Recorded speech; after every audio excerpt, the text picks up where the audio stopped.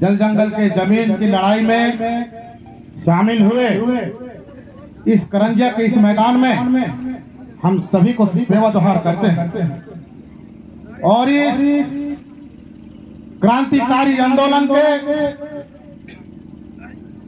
उन गुरुओं को नमन करते हैं जिन्हें के विचारधाराओं में हमको प्रेरित कर आज इस करंजिया की नहीं बल्कि पूरे देश के आदिवासियों के साथ जो अत्याचार हो रहा है इसके लिए धीरे धीरे हमारे सामाजिक संगठन इस देश के कोने कोने से एक जगह यदि आदिवासियों पर अत्याचार हो रहे हैं उसके लिए सभी लोग इकट्ठा होते हैं। उसके लिए मैं तहे दिल से शुक्रिया अदा करता हूं। मैं किसान का बेटा दिनेश कुमार सिंह ठुर्वे। हम जानते हैं जैसा कि आप पिछले गत वर्षों से चलते आ रहा है ये पीढ़ी शासन और प्रशासन को हम अलग अलग गुट में देखो मुझे बड़ी दुख के साथ बोलना पड़ रहा है। अगर आप लोगों को अच्छा नहीं लगेगा लेकिन ये सत्य है और मैं कम शब्दों में बात रखूंगा। आज हमारे महाकौशल परिक्षेत्र विंध्य क्षेत्र और निमाड़ क्षेत्र से जितने भी आदिवासी हैं सर्व समुदाय के वो यहाँ पर इकट्ठा होकर के एक आदिवासी का आवाज उठा रहे हैं। ये बड़ी गर्व की बात है। हम आज से नहीं अरसों से हमारे जल जंगल जमीन के लिए यहाँ पर निरंतर लड़ाई लड़ रहे हैं। सामाजिक संगठन से लेकर के बड़े बड़े राजनीति नेता एक कोने कोने से जिसकी सत्ता भी है और जो विपक्ष में भी है उसके बावजूद भी हमको कोई न्याय नहीं दिला पा रहे हैं। अरे हमने तो लड़ा था जब 2021-22 में जब बेदखल किया गया था पूरे देश के आदिवासियों को। महामहिम राष्ट्रपति से यहाँ पे नोटिस भी आया। हम डिंडौरी जिले के डीएफओ को यहां से मैसेज दिए थे कि हमारे बरेंडा ग्राम पंचायत नहीं बल्कि डिंडौरी जिला का पूरे फॉरेस्ट विलेज में जितने लोग बसे हुए हैं उनको पूरे लोगों को पट्टा दिया जाए। आप सभी लोगों की गलती भी है, हमारी खुद की गलती है। जब उन्होंने कलेक्टर विकास मिश्रा जी थे उन्होंने अभियान चलाया था। जब पट्टा बट रहा था उस टाइम पे आपको बोलना चाहिए जिनको पट्टा नहीं मिला पट्टा मिलने के बाद अगर भगा रहा है तो आप हर सामाजिक संगठन के जो वो अधिकारियों को मैसेज देना चाहिए। आजकल पूरा सोशल मीडिया में सब सुविधा है, डिजिटल के माध्यम से आप हमारे बीच में जो अर्चना बहन है इनको हर छोटे से लेकर के बड़े तक पूरे दुनिया में देख रहे हैं। ये हमको खुशी है, उस जगह आपको मैसेज देना चाहिए। आज हमको कोई नहीं बुलाया है। हम इस डिंडौरी जिले के ऐसा युवा है जो हमारे समाज के लिए अपने आप को समर्पित कर दिए हैं।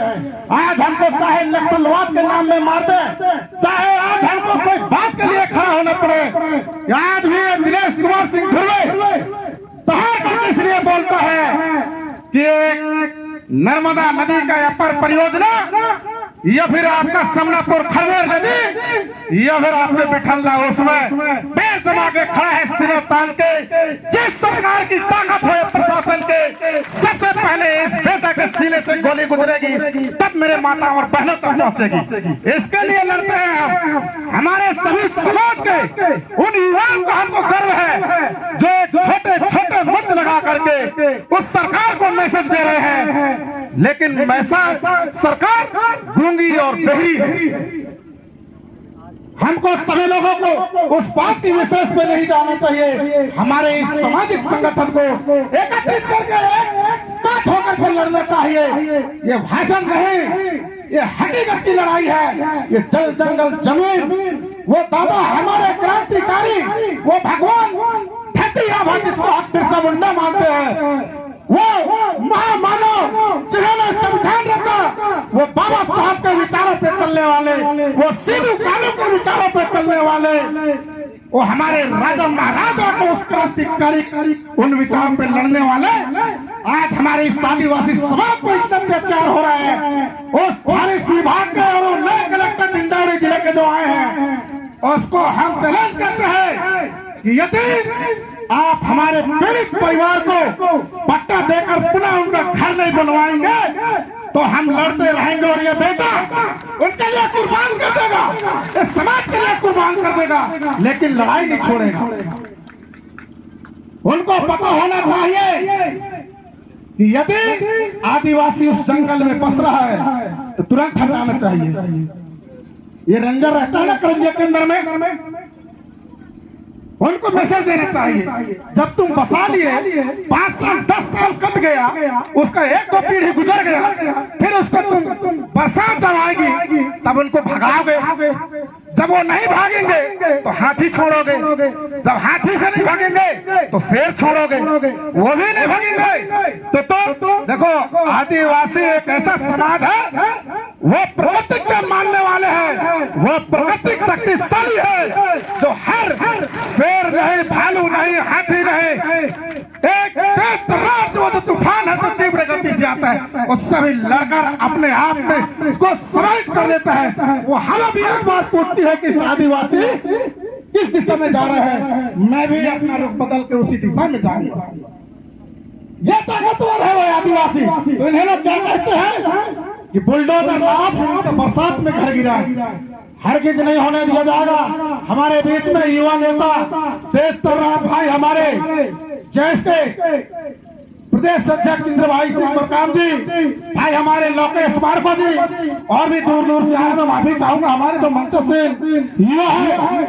आज इस करंजिया में बुजुर्ग से ज्यादा युवाओं का चेहरा नजर आ रहा है और हमारे अर्चना सिंह जैसे युवती और बहन हमारी सहपुरा से चल करके आई है, मनीली सरपंच दादा शाहजी के सुपुत्री, मैं उनका भी तहे दिल से धन्यवाद करता हूँ, सेवा जोहार करता हूँ।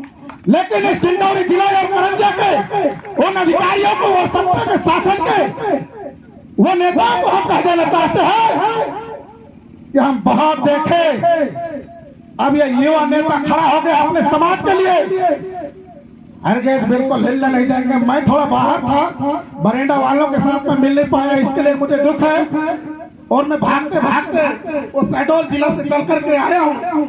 वो भरे बरसात में उधर कितने भी रोड भी खराब हो गए, फिर भी हम अपने साधन बना करके आए हैं, उसके लिए मैं माफी चाहता हूँ। नहीं तो बरेंडा में मैं जाता, क्योंकि बरेंडा मेरा पोशाक गांव से ज्यादा दूर नहीं है और हमारे जैसे समाज सेवा में लगे रहते हैं और उसी के गलियों में ऐसा कायर बन करके लोग जिनके जमीनों को तोड़ने का छीनने का काम करते हैं, वो हमारे अपने आप में हमें बहुत बड़ा दुख है।